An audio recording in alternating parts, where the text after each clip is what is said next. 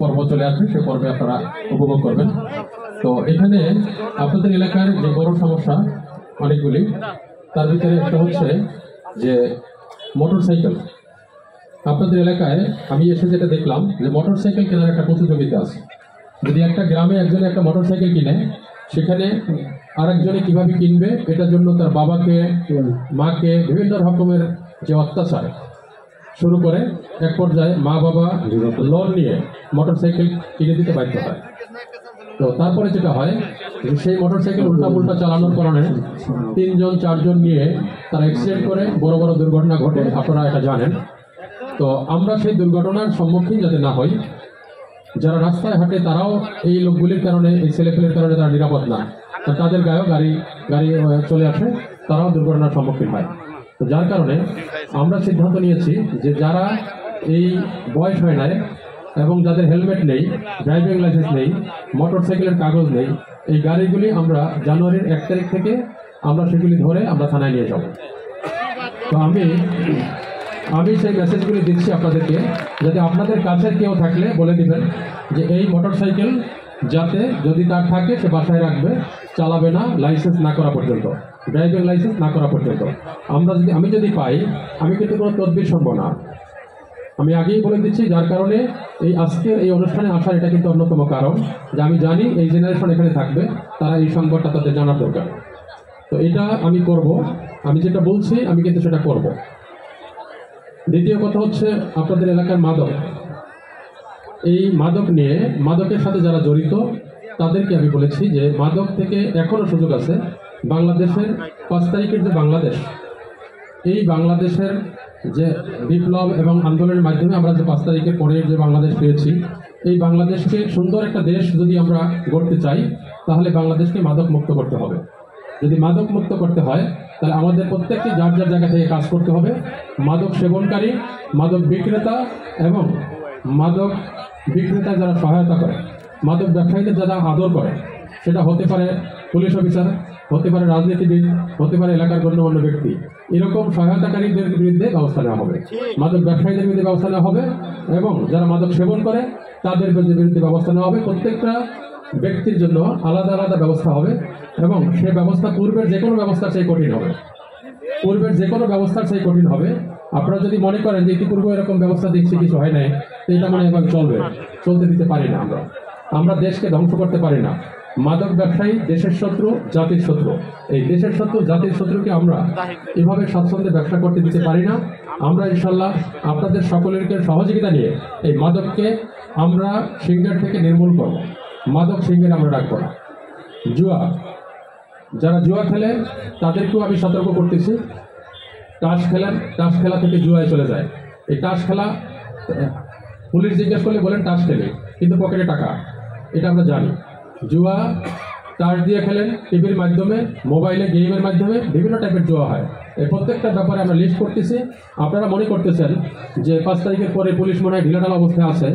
ঢিলাঢালা অবস্থায় পুলিশ আছে, কিন্তু গোপনে সিভিলে আপনাদের লিস্ট করা হচ্ছে যে এই মুহূর্তে দেশের পক্ষে আপনারা কারা, বিপক্ষে আপনারা কারা, জুয়ার পক্ষে কারা, মাদকের পক্ষে কারা, ইফটিজিং এর পক্ষে কারা, খারাপ কাজের পক্ষে কারা, এগুলো লিস্ট করছে। কারণ একটা রুমকে যদি আমরা ক্লিন করতে চাই, পরিষ্কার করতে চাই, তাহলে সেই রুমের ভিতরে ময়লা সরাতে হবে। এইগুলি হচ্ছে ময়লা। এই ক্যারাম বোর্ডের মাধ্যমে জুয়া, তাসের মাধ্যমে জুয়া, মোবাইলের মাধ্যমে জুয়া, এই যারা করে তারা হচ্ছে ময়লা। যারা মাদক ব্যবসা করে তারা হচ্ছে ময়লা। প্রকাশ্যে ধূমপান, আমি আগেও বলছি আবারও বলি, অনেকে মনে করতে পারেন প্রকাশ্যে ধূমপান এটা করলে সমস্যা কি।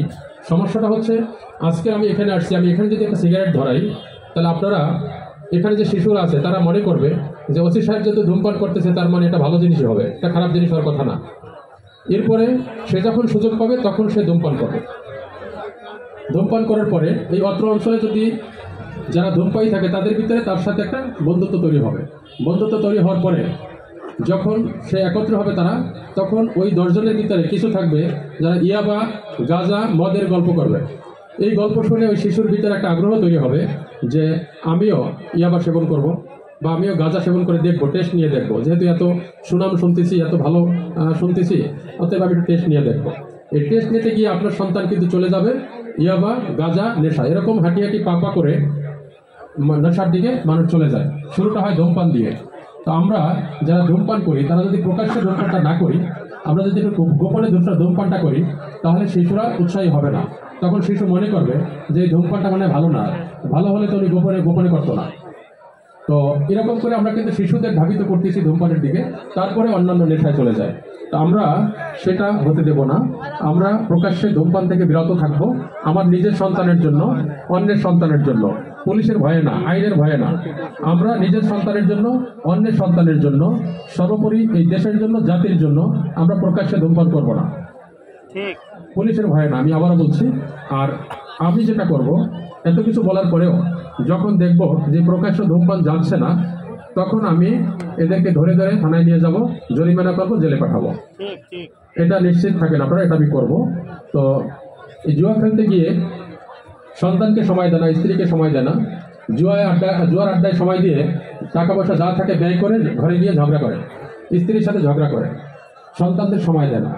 তো যার কারণে সন্তানের সাথে তার একটা কোনো বন্ধন তৈরি হয় না, বন্ধুত্ব হয় না। সন্তানরা কি করে, তখন যা ইচ্ছা তাই করে, দেখা যায় যে সে নেশা করে অথবা সে যেখানে সেখানে ঘোরাফেরা করে। তো আপনারা সন্তানদের সময় দেবেন। আপনি যদি সন্তানকে সময় দেন, আপনার সাথে একটা বন্ধুত্ব তৈরি হবে, আপনার সন্তান আপনার কথা শুনবে, সময় না দিলে শুনবে না। তো এই কারণে আমি সবাইকে অনুরোধ করব যে এই সমস্ত এই জুয়া আড্ডায় সময় না দিয়ে যদি ফ্যামিলিকে সময় দেন, ফ্যামিলিও ভালো থাকবে, আপনিও ভালো থাকবেন। যেহেতু গানের অনুষ্ঠান, আমি আর কথা না বাড়িয়ে আমি আপনাদের সকলকে আজকে যে গান আপনারা এনজয় করবেন, আমাদের পুলিশ আছে, নিরাপত্তা আপনাদের আছে, কোনো অসুবিধা নেই, আপনারা গান এনজয় করবেন। এবং যে কথাগুলি আমি বললাম, এই কথাগুলি শুধু বলার জন্য আমি বললাম না, এই কথাগুলি কিন্তু আমি করব, আপনারা এটা প্রচার করবেন, যাতে কোনো মানুষ কষ্ট পাক, এটা আমরা চাই না। কিন্তু যখন আমরা বাধ্য হব, তখন আমরা কষ্ট দিতে কিন্তু বাধ্য হব। যার কারণে আজকের আমি এটা প্রচার করে যাচ্ছি, যাতে মানুষ এটা না করে। সর্বোপরি আমি এই বিজয়ের মাসে মহান স্বাধীনতা যুদ্ধে যে সমস্ত বীর শহীদরা জীবন দিয়েছেন, সকলের রুহের মাগফিরাত কামনা করছি এবং সকলের প্রতি আমি শ্রদ্ধা জ্ঞাপন করছি। এবং এই জুলাই এবং আগস্টে যারা জীবন দিয়েছে তাদের রুহের মাগফিরাত কামনা করছি, এবং যারা অসুস্থ আছে হসপিটালে তাদের সুস্থতা কামনা করছি। যে কথাগুলি বললাম, ওনাদের প্রতি শ্রদ্ধার কারণেই কিন্তু এই কথাগুলি। যদি ওনাদের প্রতি আমাদের শ্রদ্ধা থাকে, তাহলে আমাদের উচিত ওনাদের যে স্বপ্ন ছিল, ওনারা যেটা ধারণ করতো, সে নিয়ে কাজ করা। আর সে নিয়ে কাজ করার কারণেই কিন্তু এতক্ষণ এই যে কথাগুলি বললাম। আমি আশা করি আপনারাও সকলে সেই শহীদদের প্রতি শ্রদ্ধাশীল থাকবেন, এবং আমি যে কাজগুলি বললাম, এই কাজগুলির ব্যাপারে যার যার জায়গা থেকে আপনারা কাজ করবেন। এবং যদি কারো ভিতরে এরকম থেকে থাকে যে একটা খারাপ জিনিস আমার ভিতরে আছে, বাট আমি আজকে থেকে এটাকে আমার ভিতর থেকে রিমুভ করে দেবো, এটা কিন্তু অসম্ভব না। আমি এই ঘোষণাও দিয়েছি যে যদি কোনো মাদক ব্যবসায়ী বলে প্রকাশ্যে যে না, আমি আর মাদক ব্যবসা করবো না, এই জাতির সাথে একজন ভালো মানুষ হিসেবে আমি বাঁচতে চাই, তাকেও কিন্তু ছাড় দেওয়া হবে এবং তাকে সে সুযোগ দেওয়া হবে। আমি এভাবে প্রত্যেকটা অপরাধের ব্যাপারে যদি কোনো অপরাধী প্রকাশ্যে এসে বলে, সে সুযোগও তাকে দেওয়া হবে। অতএব আপনারা এটাও প্রচার করবেন, যদি আপনাদের কোনো আত্মীয় স্বজন থাকে, সে যদি ভালো হতে চায়, সে যদি প্রকাশ্যে বলে যে না, আমি এই সমাজে থাকতে চাই, বাঁচতে চাই, কিন্তু আমি খারাপ কাজ আর করবো না, তাকেও মাফ করা হবে। যদি আমার এই ঘোষণা করেও সে এই খারাপ কাজ না ছাড়ে, তাহলে ধরে নেওয়া হবে সে দেশ এবং জাতিকে ধ্বংস করার জন্য প্রতিজ্ঞাবদ্ধ। অতএব তাকে শাস্তির আওতায় অবশ্যই আনতে হবে। তো সবাই ভালো থাকবেন, সবাই গান